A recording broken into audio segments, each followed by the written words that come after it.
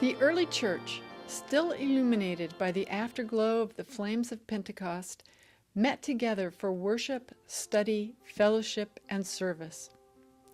The Acts of the Apostles tells us that, day by day, as they spent much time together, they broke bread and ate their food with glad and generous hearts. They knew the love of Christ, and they shared this love with each other, with compassionate mission to those in need. It was the Apostle Paul who wrote to the Corinthian church, reminding them that love is what holds the church together.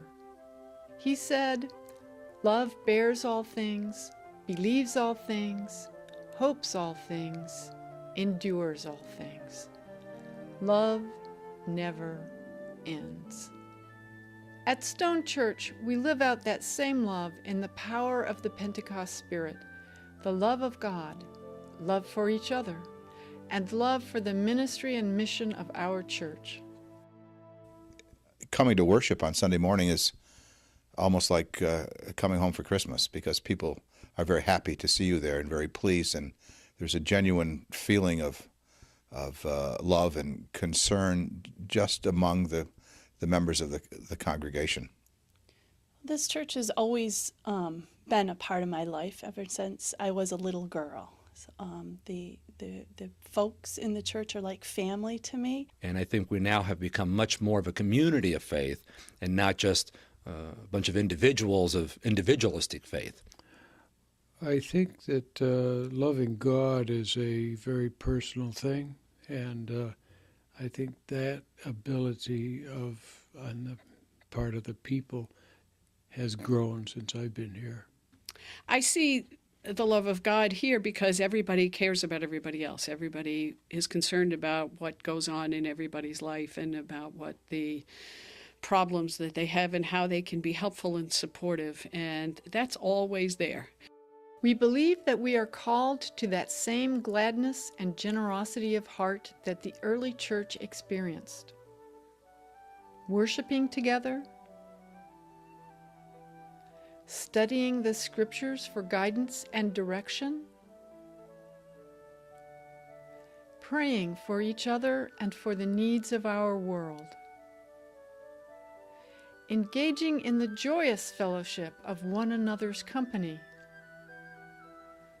serving in our community,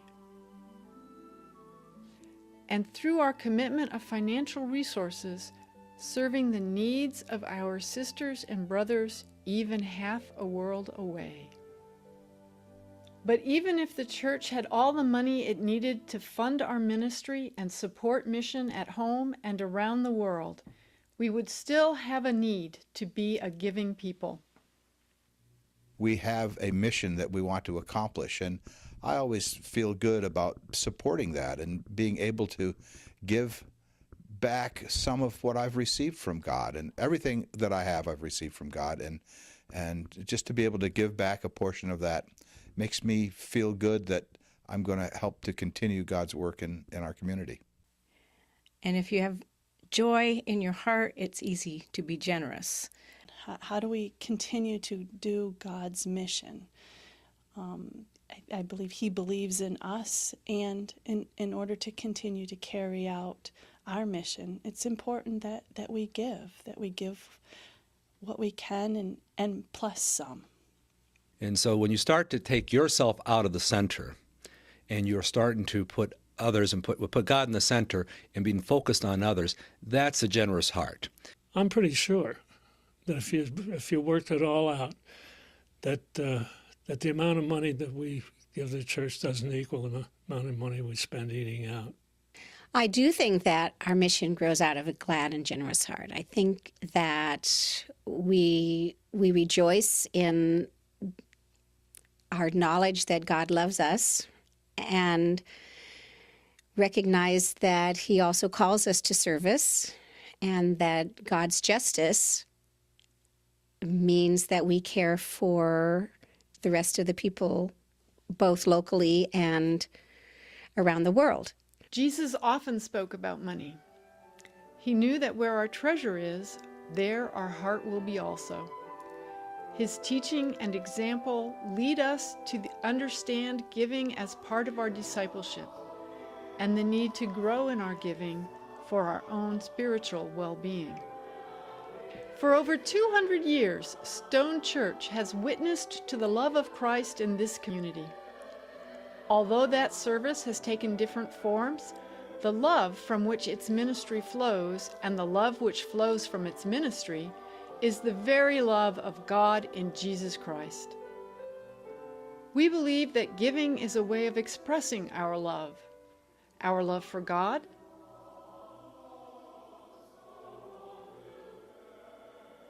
our love for our sisters and brothers in this church,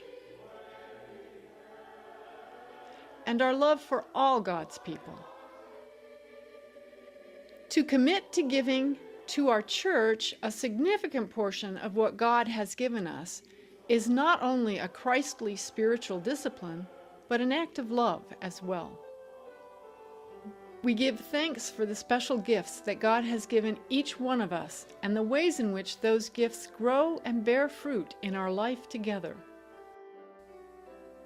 It always helps to share your feelings and see how others interrelate with God and faith and the Bible. So I get to see how other people think and act and feel about their faith, and it helps reinforce or refine my own. It is the people. I mean, it's the congregation as a whole and each of the individuals within it. It's a diverse group. I continue to learn and to grow through the opportunity of teaching Sunday school and preparing Sunday school lessons, for being part of the storytellers, and for listening to our marvelous church service with its music and the wonderful sermons that we have. And it's just wonderful being part of such a big family.